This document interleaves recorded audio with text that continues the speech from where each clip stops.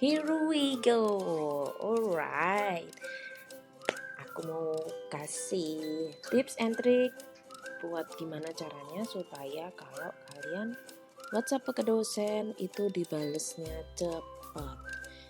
Rata-rata ya, kayaknya sih memang bukan aku aja ya kan.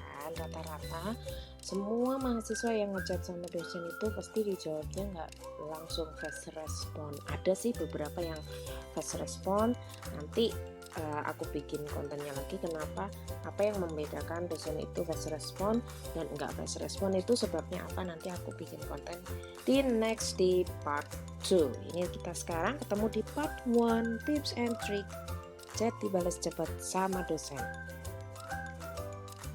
Oke. Beranjak kita ya, harus diketahui dulu yang pertama, cari tahu dulu apa pekerjaan lain dari dosenmu. Siapa tahu dosenmu itu selebriti misalnya, atau dosenmu itu punya profesi yang lain selain menjadi dosen. Tentunya semakin dia banyak profesi, pastinya kesibukannya semakin padat ya. Jadi pasti balasnya akan lebih lama. Kalau misalnya kayak saya, selain mengajar saya sebagai apa? Sebagai kaprodi gitu misalnya. Ini juga sebagai pekerjaan lain dari pekerjaan kedosenan gitu. Bisa jadi juga side job atau side hustle, punya bisnis di luar kampus gitu ya. Yang sebelum jadi dosen sudah punya bisnis, tentunya setelah jadi dosen jadi lebih sibuk lagi. Yang kedua, cari tahu apakah beliau memiliki jabatan tertentu. Nah, kayak yang tadi saya sampaikan, kalau saya menjabat berarti ada tanggung jawab tambahan selain mengajar, meneliti ya, pengabdian masyarakat, berarti ada tanggung jawab lain sebagai seorang kaprodi, sudah ada tugasnya masing-masing. Apalagi jadi wakil dekan, apalagi kepala biro, apalagi wakil rektor atau mungkin rektor. Tentunya mereka punya kegiatan lain yang terkait dengan kestrukturannya atau terkait dengan jabatannya. Yang ketiga, kita harus udah tahu ya pekerjaan lain dari dosen apa, kemudian jabatannya kira-kira apa, punya jabatan lain atau tidak di kampus gitu ya.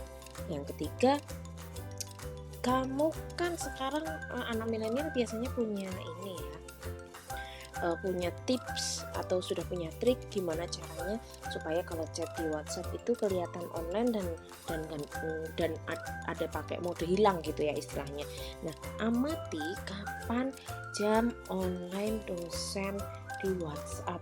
Biasanya ada kebiasaan tertentu di dosen, misalnya kayak saya nih, biasanya pegang HP kalau sudah jam malam atau pagi hari gitu, biasanya saya malah pegang HP.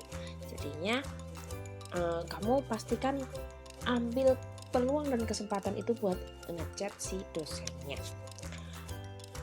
Yang selanjutnya, media sosial.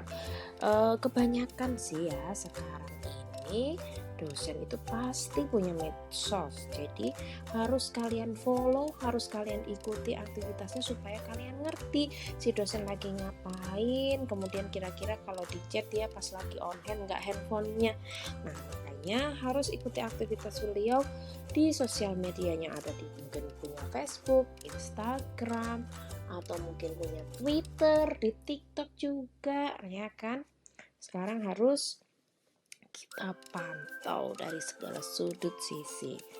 Mending ya kalau zaman sekarang kita masih bisa menguntit kemanapun dosen berada dan kemanapun dosen pergi, pasti bisa ketahuan. Kalau zaman saya dulu bisa cuma SMS dan telepon, jadi mau gak mau kalau mau ketemu harus nungguin di kampus tanpa ada kejelasan, dan sering banget yang namanya di PHP-in.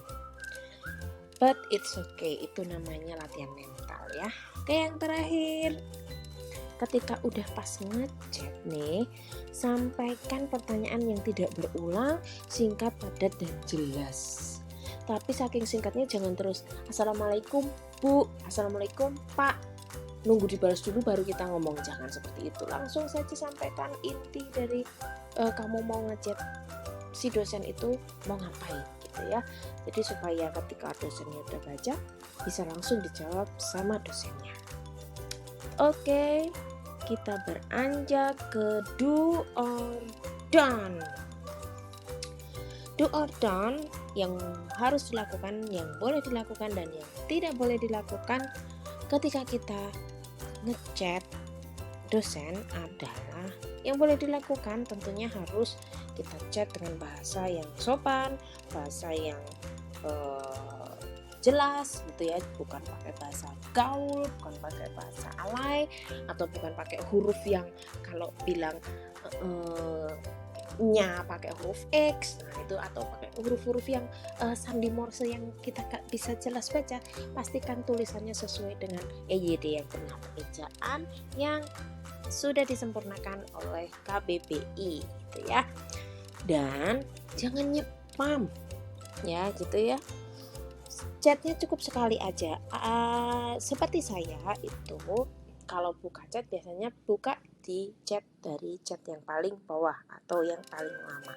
Karena kalau kamu ngechat berulang kali dengan harapan supaya reminder dosen, itu chatnya akan semakin ke atas dan antrianmu akan semakin lebih panjang. Maka dari itu cukup chat sekali saja. Chat pada jam yang ditentukan oleh dosen jika memang diatur oleh dosennya. Biasanya ada kan dosen yang menuliskan hanya menjawab atau merespon chat pada jam kerja, tidak di hari libur gitu ya. Biasanya ada beberapa dosen yang memberi keterangan.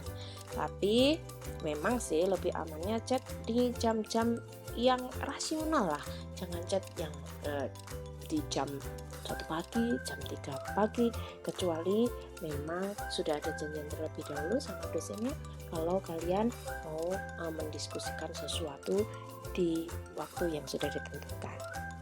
Hindari chat di hari libur gitu ya, atau kalau mungkin kamu tetap akan chat, sepertinya sih tidak akan masalah, tapi jangan berharap dibalas cepat di hari libur, karena biasanya tentunya dosen juga punya family, dosen juga punya aktivitas lain dan yang bisa dilakukan hanya di hari libur, sehingga pasti chatmu akan dibalas di hari kerja lainnya gitu ya. Segera balas chat ketika dosen merespon pesanmu. Mumpung pas online nih ya, pas pegang HP, jadinya kamu harus langsung gercep ngerespon ketika dosen sudah membalas, mumpung dia online gitu ya. Kalau kamu juga nggak on hand, ya sudah wassalam, nggak akan ketemu dan juga chatnya mungkin akan pakai jeda ya, bisa ada yang 1 hari, ada yang 10 menit, bahkan ada yang 1 minggu, ada yang 2 minggu baru dibalas lagi. Terus apalagi yang harus dilakukan supaya chatnya dibalas cepat sama dosen? Bikin perhatian gitu ya, terlibat banyak kegiatan dengan dosen, tentunya dosen akan semakin perhatian sama kamu. Kalau kamu semakin tidak menjadi perhatian, tentunya dosen juga tidak akan memperhatikan kamu. Jadi pastikan kamu menjadi pusat perhatian dosen, apapun caranya. Silahkan memodifikasi gitu ya, supaya dosen bisa lebih responsif ketika kamu ngechat beliau. Yang tidak boleh dilakukan adalah ketika misalnya nih, salah satu contohnya, pas di hari libur kamu ngechat sesuatu yang urgent, misalnya minta tanda tangan karena sudah terakhir pendaftaran, atau mungkin kegiatan yang sifatnya mendadak.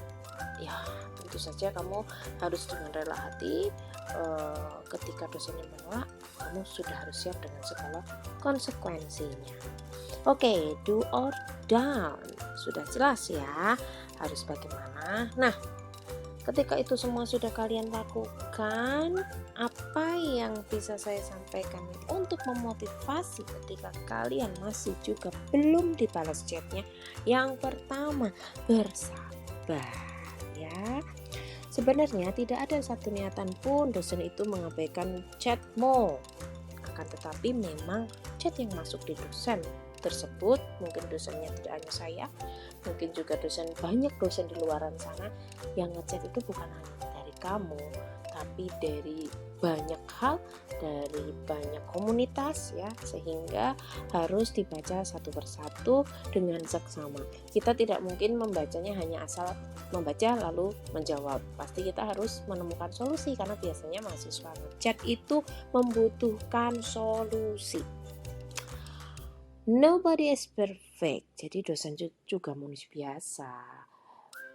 Kadang tangannya tuh sampai lelah mau pegang handphone karena kita udah capek ngomong, capek Zoom, capek Google Meet gitu ya, capek di kegiatan lainnya, capek berpikir. Kita kalau mau buka HP itu kan harus berpikir juga ya, karena harus menemukan solusi untuk keluh kesah kalian gitu, sehingga mereka juga manusia biasa yang juga butuh istirahat. So, bersabarlah. Nama kata sayang. Jadi kalau kamu mau disayang, jadi kalau kamu mau diperhatikan, kamu harus mengenal siapa dosenmu, ya kan? Kalau kamu nggak kenal sama dosenmu, chatmu akan lebih lama buat dibalas. Jadi pastikan kamu menjadi pusat perhatian si dosen. Makanya bagaimana jadi pusat perhatian? Kamu harus jadi mahasiswa yang unik. Mahasiswa yang unik itu sebenarnya ada dua macam, yang bisa yang pinter atau bisa yang ogep gitu ya. Yang ogep atau mungkin bisa yang unik itu yang nyeleneh gitu ya. Tapi harapannya sih biasanya dosen tuh paling apal, sama yang aktif, kemudian sama yang smart, sama yang responsif ketika diajak berkegiatan oleh dosen. Jadi pasti dosenmu akan lebih interaktif sama kamu, bukan kamu yang ngechat aktif ngechat dosen, tapi pasti biasanya malah dosen yang aktif ngechat sama kamu. Semangat dan pantang menyerah, kejar terus dosenmu sampai chatnya dibalas. Oke, ini baru part 1, akan ada part berikutnya untuk kita bahas lebih dalam bagaimana membedakan dosen yang fast respon dan dosen yang slow respon. Apa kira-kira sebabnya? Kita tunggu di part kedua. See ya.